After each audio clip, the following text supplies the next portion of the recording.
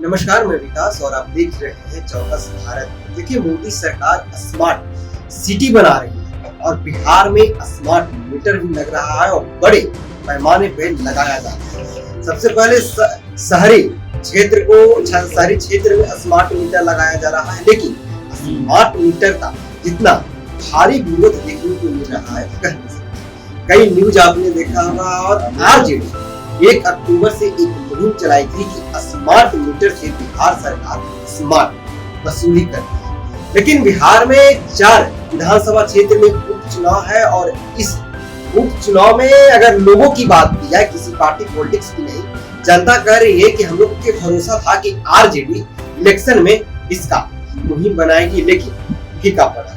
क्या कुछ बात है इस मुद्दे पर मेरे साथ बात करने के लिए आरजेडी प्रवक्ता अरुण यादव जी है, इनसे बात करेंगे। तो सबसे पहले तो सब छाती जा रही है उसके सर, स्मार्ट मीटर वाले सर जो आप लोग एक मुहिम चलाए थे विभिन्न जगहों पे बिहार के, आप लोग प्रोटेस्ट हुए, क्या भूल गए? उपचुनाव है, उपचुनाव में कहीं मुद्दा नहीं। देखिए, हम लोग जनता इसके खिलाफ चारों तरफ से इस सवाल पर जनता और विरोध और उस जनता की आवाज के साथ हम लोग खड़े और आज भी हैं और अंतिम दम तक रहेंगे, क्योंकि ये जो है जनता से खून चूसने वाली अभियान इस तरीके से चारों तरफ हाहाकार मचा हुआ है। पब्लिक स्वतः कह रही है कि भाई ये जनहित में नहीं, इस तरीके से जनता के पैसे को लूट रही है सरकार, कहने की कोई जरूरत नहीं।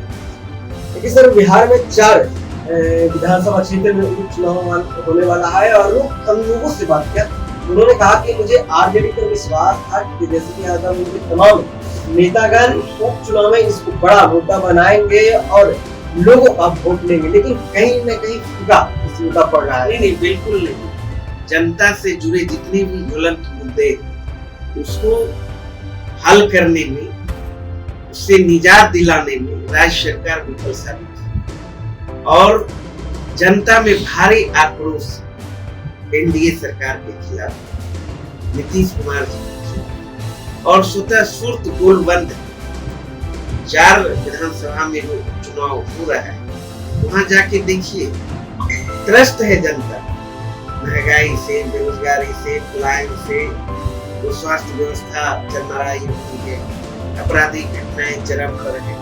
ये सारे सवाल और इन सवालों से आम जनता त्राहिमाम और सरकार के खिलाफ वोट करने जा रही है और एक ही उम्मीद और आस तेजस्वी यादव की, जो कहते हैं वो करते हैं और तेजस्वी यादव जी ने करके दिखाया है।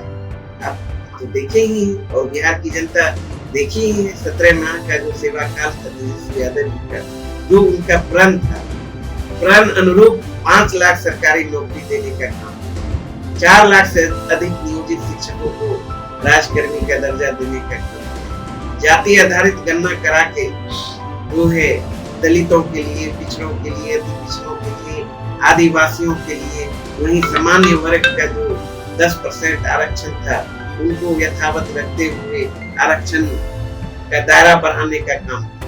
तो सारे अब जो सवाल है, जनता जानती है कि जो जनता से जुड़ा हुआ सवाल है उसे निजात कौन दिला सकता है, कौन सक्षम है, तो तेजस्वी यादव जी।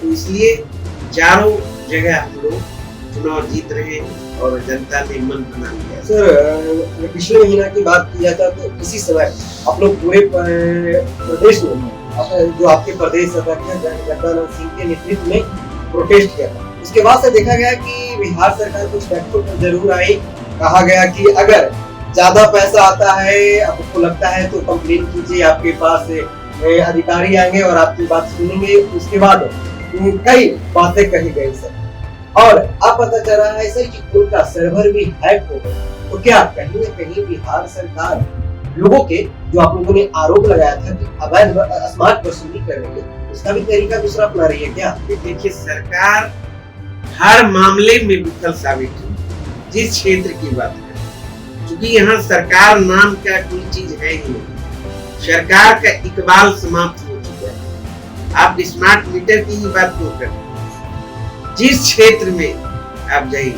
जिस क्षेत्र की बात करें, हर मोर्चे पर बिहार सरकार विफल साबित हुई। तो इसलिए जनता इंतजार में बैठी है 2025 के बिहार विधानसभा और इस सरकार को हटाने के लिए तैयार बैठी, समय का इंतजार करें।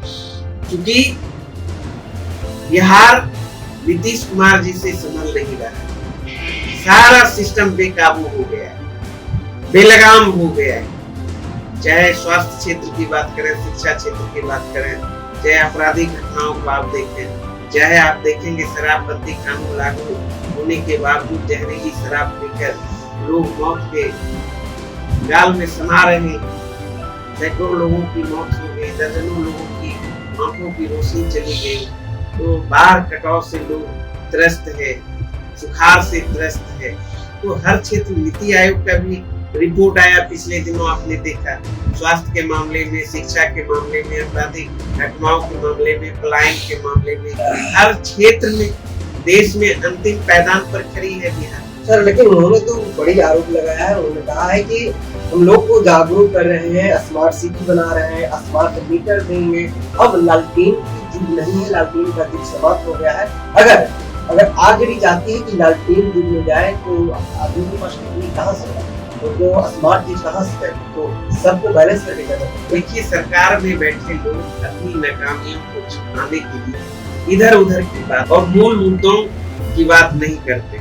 और बिहार की जनता सजग है और बिहार की जनता इस सरकार की जो चाल चरित्र चेहरा था वो समझ गए, उजागर हो चुका है। इसलिए कुछ भी कर ले एनडीए के लोग, सरकार में बैठे लोग, अब बिहार की जनता इन लोगों के बहकावे में आने वाली का जो चुनाव होगा उसमें आप लोग इसको ऐड कीजिएगा, इसमें इनको स्मार्ट मीटर सारे मुद्दे जो जनता से जुड़े मुद्दे। क्योंकि हमारे आदरणीय नेता तेजस्वी यादव जी जन सरोकार की राजनीति करते हैं, मुद्दों की राजनीति करते हैं। हमारा तो नारा है, आपने देखा हमारे नेता तेजस्वी यादव जी ने 2020 के बिहार विधानसभा चुनाव में क्या कहा? पढ़ाई लिखाई, दवाई, सिंचाई, कमाई, सुनवाई, ये सारा जो सवाल है हमारे लिए महत्वपूर्ण।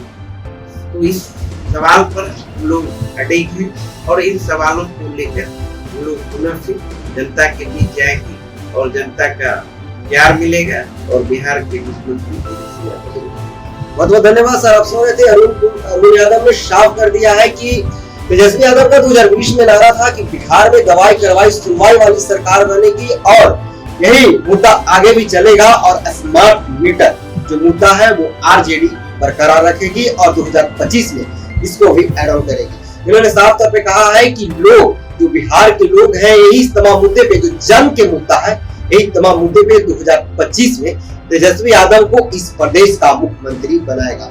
जो स्मार्ट मीटर है, स्मार्ट मीटर नहीं, लोगों से स्मार्ट मीटर का काम कर रहा है, लोगों के जेब काटने का काम कर रहा है। आपने देखा होगा अगर पिछले महीने की बात की जाए तो जिस तरह से आरजेडी पूरे बिहार में प्रोटेस्ट किया था, उसके बाद बिहार सरकार कुछ अहम फैसला जरूर ली थी कि लोगों की जेब बचाया जाए। आपने सुना होगा अरुण यादव ने भी साफ कर दिया। बहरहाल इस खबर में इतना ही। धन्यवाद।